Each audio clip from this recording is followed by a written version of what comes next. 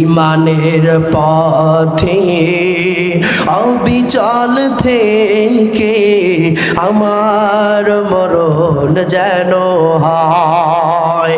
ইমানের পথে অবিচল থেকে আমার মরণ যেন হয়। ঠিক না? হে মুসলমান, আল্লাহর গোলাম, আল্লাহ রাব্বুল আলামিন ইমান পুরুষ সম্পদ।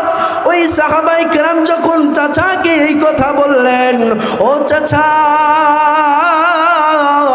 আমার দুনিয়াতে যাবতীয় যা কিছু আছে, সংসারের মধ্যে যা কিছু আছে, জমি জমা টাকা পয়সা तमाम কিছু যদি তুমি কেড়ে নাও, আমাকে যদি আগুনের মধ্যে যদি ফালায় দাও, তারপরও মুহাম্মাদের কালিমা আমার জবান থেকে আমি ছাড়ব না।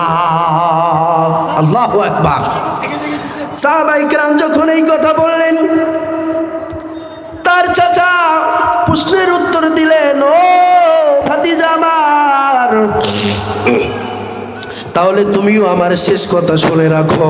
তুমি যেহেতু মুহাম্মাদের ঈমান গ্রহণ করেছ, মুহাম্মাদের কালিমা তুমি গ্রহণ করেছ, তুমি তাহলে মাথায় রাখো, আমি যাবতীয় যা কিছু তোমারে দিয়েছি না কেন, সমস্ত কিছু আমারে দিয়ে দাও।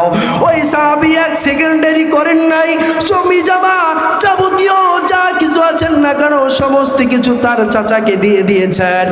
এবং শেষকালে পরনের যে কাপড়টা ছিল, পাঞ্জাবি টুপি ছিল, পায়জামা ছিল রে মুসলমান, তারপরও তার চাচা বলছেন, এই পোশাকগুলো আমার জন্য, এই পোশাক যাবতীয় যা কিছু আছে আমার এই জন্য হয়েছে, এখন কি করব চাচা? চাচা বললেন, ও ভাতিজা আমার, তুমি যেহেতু মুসলমানদের ঈমান গ্রহণ করেছ, কালিমা গ্রহণ করেছ, মুহাম্মাদের ঈমান তুমি গ্রহণ করেছ, তাহলে তুমি যে পোশাক পরে আছো এই পোশাক তোমারে খুলে দিতে হবে। সাহাবায়ে কেরাম কি বললেন? আব্দুল্লাহ ওয়াক্কাস কি করলেন? পরনের জামাটা ছিল, জামাটাও খুলে দিলেন তার চাচাকে। ও মুসলমান, ঈমান একটা কেমন বড় সম্পদ, একটু মাথায় রাখবা যে ঈমানের কারণে আজকে এই বাংলার জমিনে মুসলমান টেকে আছে। ঈমান যদি বান্দার খালেস না থাকতো এই জমিন থাকতো না। যদি ঈমান যদি আমাদের মজবুত না থাকতো, তাহলে এই বাংলার জমিনে আজকে এখানে বসে কথা বলার মতো আমি নাজমুস সাকিবের কোনো ক্ষমতা ছিল না।